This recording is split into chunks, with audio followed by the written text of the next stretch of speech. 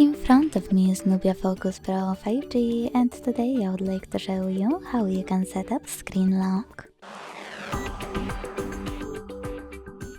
Begin by launching Settings and scrolling down to access Password and Security.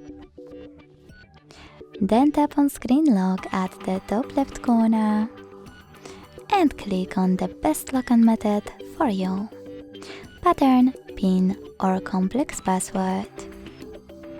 After you decided you get to create it, hit Next at the bottom right corner and repeat it to confirm it.